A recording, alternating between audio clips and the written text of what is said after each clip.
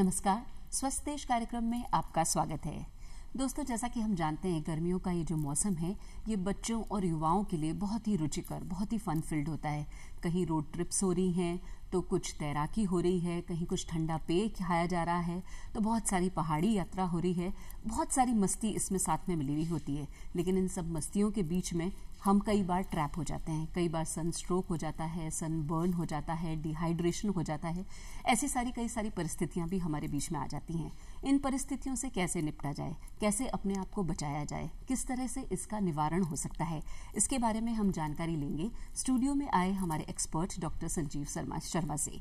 Doctor Sanjeev Sharma, आप director एवं vice chancellor राष्ट्रीय आयुर्वेदिक संस्थान और मानद विश्वविद्यालय जयपुर हैं। डॉक्टर साहब, आपका हमारे इस कार्यक्रम में बहुत बहुत स्वागत है। धन्यवाद। नमस्कार ऋतु जी। डॉक्टर साहब, हम जब बात करते हैं गर्मियों में तो सबसे पहले तो हमारे सामने कई तरह के फन इवेंट्स भी आते हैं कि हम स्विमिंग कर रहे हैं या पहाड़ों पे जा रहे हैं या बहुत सारी मस्ती हो रही है। और वहीं दूसरी ओर जब हम जाते हैं तो हम देखते हैं कि कई सारे इफेक्ट, जो उसके दुष्प्रभाव भी हमारे साथ में हैं। तो ऐसे में जो सन स्ट्रोक हो जाता है, लू लग जाती है, तो इसका किस तरह से क्या कारण है कि लू लग जाती है? लू लगना क्या होता है? जी, ये बात सही कही आपने कि गर्मियों का मौसम एक बहुत आनंददायक मौसम है। आउटडोर एक्टिविटीज़ सभी की बढ़ जाती हैं उसमें, लेकिन साथ साथ ये भी ध्यान रखना होता है कि वातावरण या हमारा जो मौसम है वो किस तरह का चल रहा है। आजकल जैसे हम देख रहे हैं कि पूरे भारत देश में लगभग, खास करके उत्तर भारत में और बहुत सारे राज्य जो हैं वो भीषण गर्मी की चपेट में आ चुके हैं।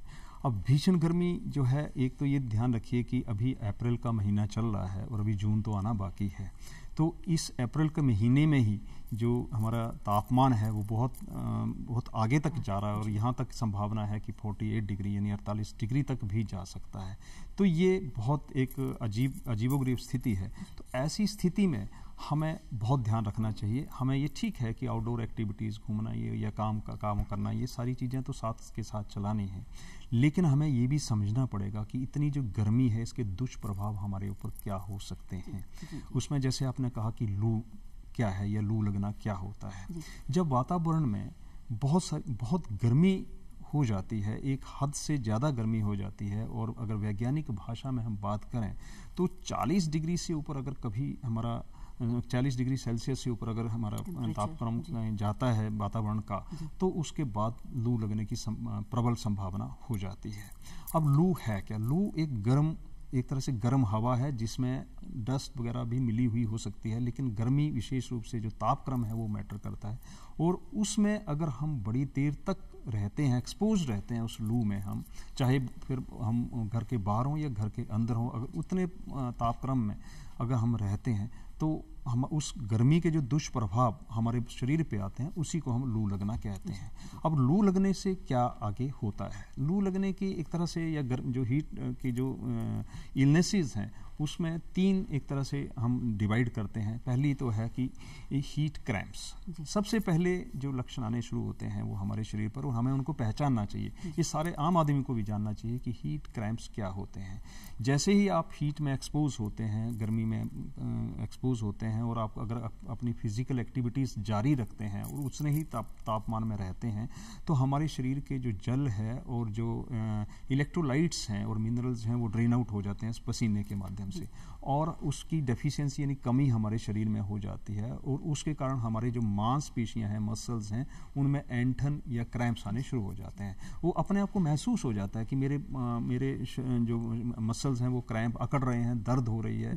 तो वो आपको एक तरह से सबसे पहला लक्षण वो मिल जाता है, और वो लक्षण एक बहुत महत्वपूर्ण है। उस समय हमें सावधान हो जाना चाहिए और हमें ये मान लेना चाहिए कि ये हम लू का शिकार होने जा रहे हैं या हो चुके हैं, और तुरंत चिकित्सीय सहायता उसके लिए हमें ले लेनी चाहिए। और अगर आप चिकित्सक के पास इमीडिएटली या एकदम नहीं पहुंच सकते हैं तो एकदम आप जो है उस वातावरण से, उस गर्मी वाले माहौल से आप बाहर आएँ, घर में आएँ, या कहीं भी छायादार जगह है जहाँ ठंड है, कुछ पंखे की व्यवस्था है, इस तरह की कुछ व्यवस्था है, वहाँ करें, वहाँ रहें। और उसके साथ साथ आप जो है पानी जरूर लें। उसके साथ पानी का लेना बहुत ज़रूरी है। इस पानी के बारे में हम आगे भी बात करेंगे, लेकिन पूरे इस गर्मियों के सीज़न में, इस ऋतु में हमें अपने आप को पूर्ण रूप से हाइड्रेटेड रखना है। मतलब पानी हमें लगातार पीते रहना है, ये अत्यावश्यक है, पानी हमें पीते रहना है।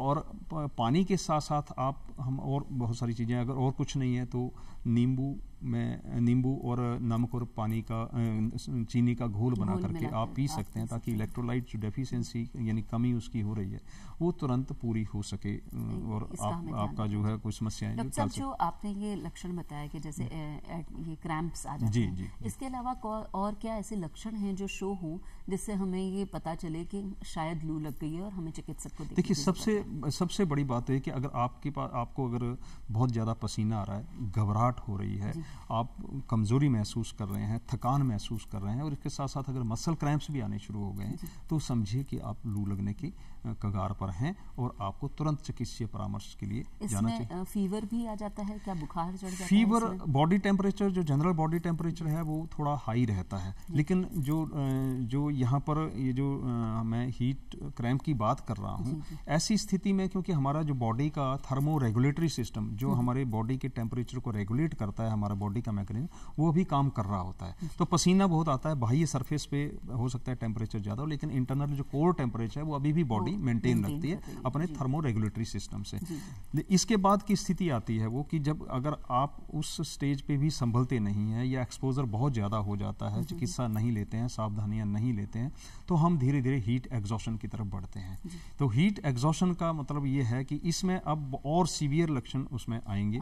उसमें बॉडी जो है वो बिल्कुल एक हीट जो टेम्परेचर है बॉडी का काफ़ी हाई हो सकता है, एक्सेसिव स्वेटिंग हो सकती है और बेहोशी, फेंटिंग उसको हो सकती है। फेंटिंग में रोगी जो जा सकता है, हृदय की धड़कन बढ़ सकती है, घबराहट, थकान, ये सारे लक्षण बहुत ज़्यादा हो जाते हैं। उसको हम कहते हैं हीट एग्जॉशन।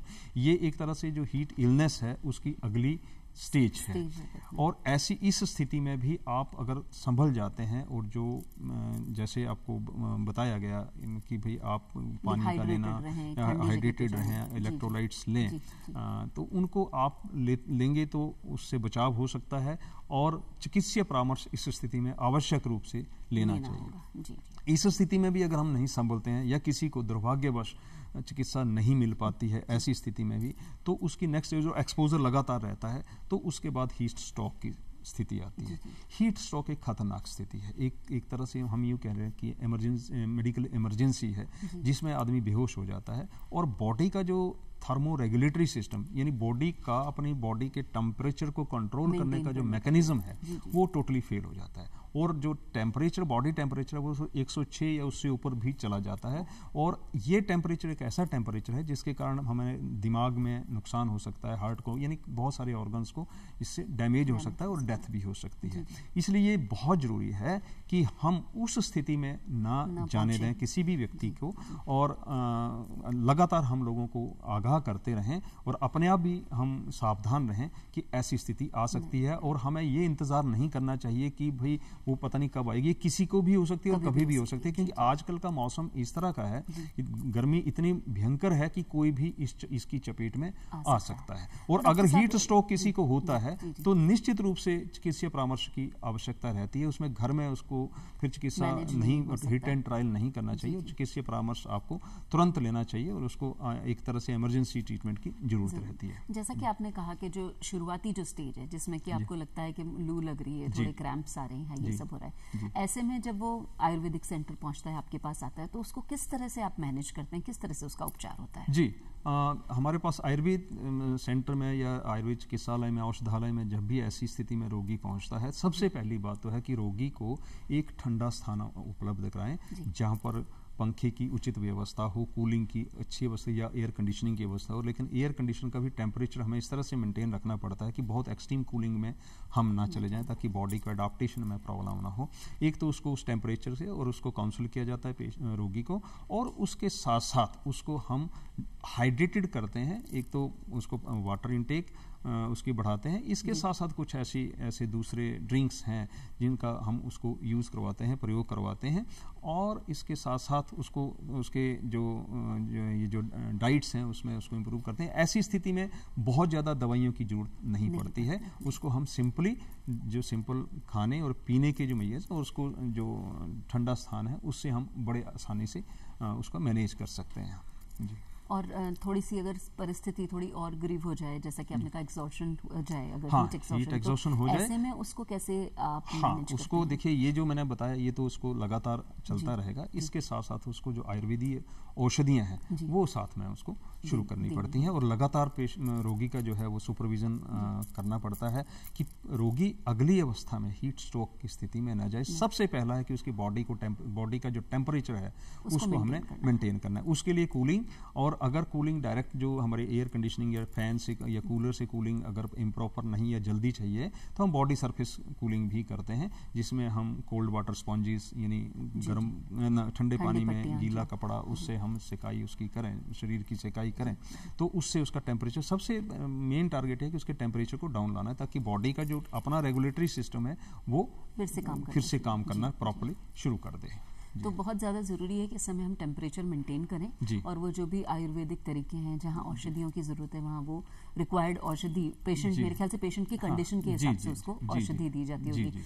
क्या किस तरह से क्या ये बच्चों पे ज़्यादा हावी होता है, या कौन है जो ज़्यादा प्रोन है, मतलब वल्नरेबल पेशेंट्स कौन है? जी, ये एक बहुत, ऋतु जी आपने अच्छा प्रश्न पूछा कि वल्नरेबल या कौन इसके ज़्यादा शिकार हो सकते हैं। वैसे तो शिकार कोई भी हो सकता है इस गर्मी में जिस तरह से वातावरण चल रहा है, लेकिन बच्चे, कमज़ोर व्यक्ति, जो पहले से बीमार हैं, जैसे किसी को शुगर है या किसी को ब्लड प्रेशर है, हार्ट प्रॉब्लम है, या कोई लगातार ऐसी दवाइयाँ ले रहा है जिनका शरीर की इम्यूनिटी पे प्रभाव पड़ता है, जैसे कोई स्टीरॉयड लगातार ले रहा है, इस तरह के रोगी, और बुजुर्गों और बच्चों को और गर्भवती महिलाओं को इनको सबसे ज़्यादा खतरा है। और बुजुर्गों के साथ समस्या क्या है कि बुजुर्ग आज की परिस्थिति में एक इग्नोर्ड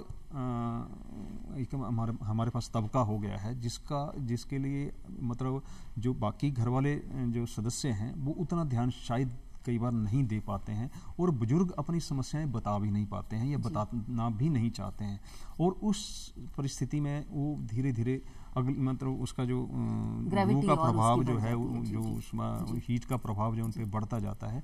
इसलिए हमारी ये जिम्मेवारी है कि बुजुर्गों का, जो घरों में जहाँ भी बुजुर्ग हैं, उन सब का हम विशेष रूप से ध्यान रखें, उनको हाइड्रेटेड करते रहें, और उनका खाने पीने का ये हम पूरा ध्यान रखें, और बाहर के वातावरण से उनको बचाएं, आउटिंग उनकी कम से कम करें। ऐसे बच्चों के लिए, गर्भवती महिलाओं के लिए और बीमार व्यक्तियों के लिए भी ऐसा है कि उनका हम विशेष रूप से ध्यान रखें। जी।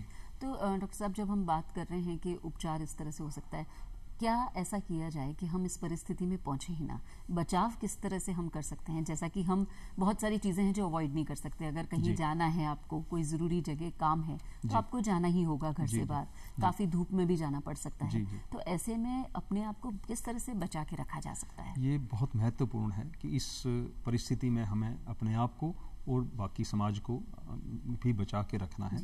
इसके लिए ये बहुत आवश्यक है कि हम ये समझें कि हमें पहनना क्या है, हमें खाना क्या है, हमें पीना क्या है, और हमारी दिनचर्या, डेली रूटीन और रात्रिचर्या कैसी होनी चाहिए। ये इस सेक्टर्स ऐसे हम अगर डिवाइड कर लेंगे। सबसे पहले बात करते हैं कि जैसे आपने कहा कि काम के लिए बाहर जाना है, बिल्कुल बाहर जाना है। हम इस जो गर्मी है इसके कारण कामों को रोका नहीं जा सकता, और रुकते भी नहीं है काम, और रोकने की आवश्यकता भी नहीं है। सिर्फ है आवश्यकता तो वो ये है कि हम रूटीन को इस तरह से सेट करें कि वो इस चीज़ से हम बचे रहें। बहुत सारे काम जो कार्यालय हैं हमारे, जो सरकारी कार्यालय हैं या प्राइवेट कार्यालय हैं, उसमें तो एक कोल्ड चेन हम लगभग मेंटेन रखते हैं कि घर में पंखा है, ऑफिस में जाकर के पंखा या कूलर है या एसी कई जगह जहाँ है वहाँ है, तो वहाँ तो इतनी समस्या नहीं। सबसे बड़ी समस्या जो आती है, जो हमारे मजदूर हैं जो बाहर काम, कंस्ट्रक्शन पे काम कर रहे हैं, हाँ, एक्सपोज हैं, हीट को एक्सपोज हैं, इंडस्ट्री में काम कर रहे हैं, सड़क पे काम कर रहे हैं, सफाई कर्मचारी हैं, इन लोगों को सबसे बड़ी समस्या आती है क्योंकि ये टोटली एक्सपोज हैं। तो लेकिन इनके जो ड्यूटी आवर्स हैं वो इस तरह से सेटल होने चाहिए, और करते भी हैं बहुत सारे जो कॉन्ट्रैक्टर्स हैं या सरकारें, कि अर्ली मॉर्निंग इनका काम हो जाए और फिर लेट इवनिंग, मतलब मीन्स 3-4 बजे के बाद थोड़ा बहुत इनको एक्सपोज दें। बीच का जो एक बहुत ट्रेमेंडस पीरियड है जिसमें बहुत हाई टेम्परेचर रहता है, यानी जिसको हाई टेम्परेचर हम 12 से 3 बजे का बोलते हैं, वैसे तो इससे पहले भी और इससे आगे भी टेम्परेचर हाई रहता है, लेकिन ये एक ऐसा पीक पीरियड है जिसमें हमें किसी भी व्यक्ति को अननेसेसरी एक्सपोजर सन का नहीं देना चाहिए, बाहर नहीं आना चाहिए। इस तरह से अगर हम एडजस्ट करते हैं, अननेसेसरी आउटिंग हमें किसी की भी, मान लो मैं हूं तो मुझे अननेसेसरी कोई आउटिंग नहीं करनी चाहिए जब तक कि कोई आवश्यकता नहीं है, तब तक नहीं करनी चाहिए। एक तो ये है। दूसरा है कि हम पहने क्या, पहनना बहुत जरूरी है। अगर पहनने के लिए मैं बात करूं तो राजस्थान प्रदेश की बात करूं तो राजस्थान प्रदेश में एक ग्रामीण परिवेश में एक जो बुजुर्ग आदमी है वो क्या पहनता है, उसको अगर हम कल्पना करें तो वो पहरावा हमारा होना चाहिए। वो क्या पहनता है, एक सफेद रंग का लंबा कुर्ता पहनता है, धोती पहनता है और सिर पे पगड़ी लगाता है, साफा जिसको बोलते हैं। अब ये इतना सुंदर पहरावा गर्मियों के लिए है, इससे बढ़िया कल्पना नहीं हो सकती। अब उस जो साफा है या पगड़ी है उसको आप हैट में कन्वर्ट कर दो, वो अलग बात है।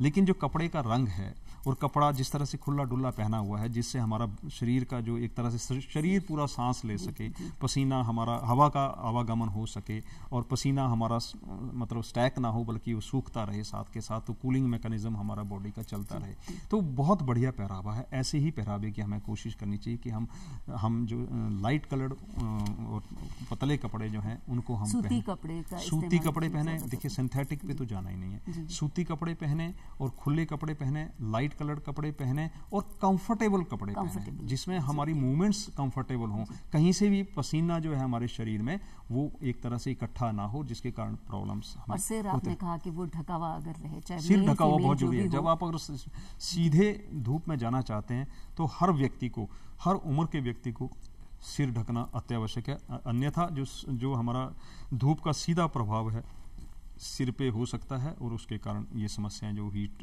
इलनेसेस हैं ये हो सकती हैं। ये तो हो गया पहरावे की बात। अब हम खाएं क्या और कितना खाएं। जी। एक बात ध्यान रखनी चाहिए हमें, हमारे आयुर्वेद का एक सिद्धांत है कि ये जो गर्मी का सीजन है, ग्रीष्म ऋतु इसको हम आयुर्वेद में कहते हैं, और इसमें हमारी जो डाइजेस्टिव फायर है जिसको हम अग्नि कहते हैं वो बहुत कमजोर रहती है।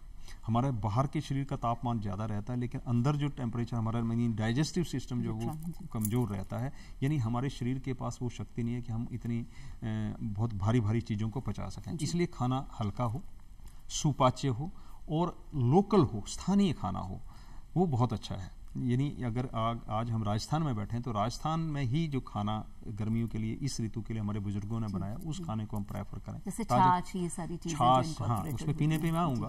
तो ये सारी चीज़ें खाना, जैसे आजकल सब्जियां, लौक, आजकल की सीजनल जो फ्रूट्स हैं या सब्जियां हैं उनका हम सेवन करें, वो सबसे बढ़िया है। जो नॉन सीजनल हैं उसको हमें प्रयोग नहीं करना चाहिए। सीजनल फ्रूट्स की आपने बात कही तो फ्रूट मेरे ख्याल से बहुत सारे फ्रूट, देखिए कुदरत ने, प्रकृति ने हमें बहुत कुछ दिया है, हमारे आसपास ही है, उसका हम लगातार प्रयोग करते रहें। आज अगर हम मार्केट में जाते हैं तो हमारे पास तरबूज उपलब्ध है, खरबूजा उपलब्ध है, आम उपलब्ध है, और ये ऐसे फ्रूट्स हैं, खास करके अगर तरबूज की बात करें जिसमें वाटर कंटेंट बहुत ज़्यादा होता है, इलेक्ट्रोलाइट्स हैं उसमें, एंटीऑक्सीडेंट्स हैं, शुगर कंटेंट भी जितना रिक्वायर्ड है उतना है, तो उनका प्रयोग करें। खरबूजे में ये सारी चीज़ें हैं, उनका प्रयोग करें तो ये इससे हम लू या जो हीट स्ट्रोक है इसके या डिहाइड्रेशन है इसकी अवस्था ही नहीं आती है जनरली। छाछ है, पीने की अगर बात करें तो पीने के लिए हमारे पास बहुत सारे ड्रिंक्स हमारे पास घर में ही उपलब्ध हैं। छाछ है या आम पन्ना हम बना करके पी सकते हैं, नींबू पानी बना करके पी सकते हैं, खरजूर का मंथ बनता है, खरजूर मंथ उसको बोलते हैं, वो पी सकते हैं, या कोकम का हम जूस या उसका जो एक शरबत जैसा वो बना करके पी सकते हैं, खसखस का शीर बना करके या शरबत बना करके हम पी सकते हैं। यानी कुदरत की बहुत सारी चीज़ें बहुत हमारे पास मौजूद हैं। लेकिन इसमें एक बात ध्यान रखें कि एक्सट्रीमली चिल्ड यानी बहुत ठंडे कोल्ड ड्रिंक्स, इसका हमें प्रयोग नहीं करना चाहिए।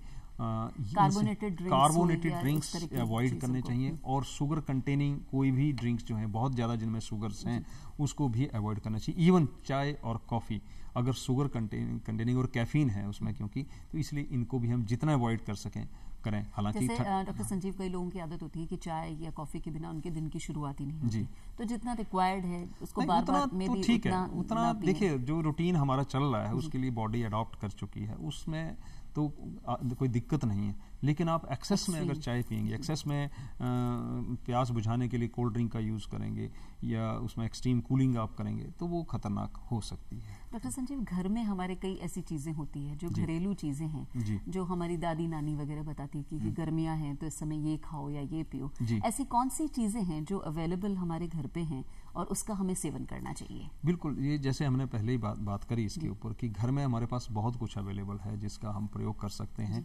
ये जैसे पीने की चीज़ों की बात करी कि छाछ है, मट्ठा है या ये नींबू पानी है, ये तो साथ हैं ही हमारे पास। इसके अतिरिक्त जो कुछ और चीज़ें हैं जैसे धनिया है, धनिए का हम उसको पीस करके उसका एक तरह से उसका पानी बना करके उसको भिगो करके सुबह उसका प्रयोग कर सकते हैं। मेथी का पानी हम प्रयोग कर सकते हैं। गन्ने का रस जो है उसका हम बहुत अच्छी तरह से प्रयोग कर सकते हैं।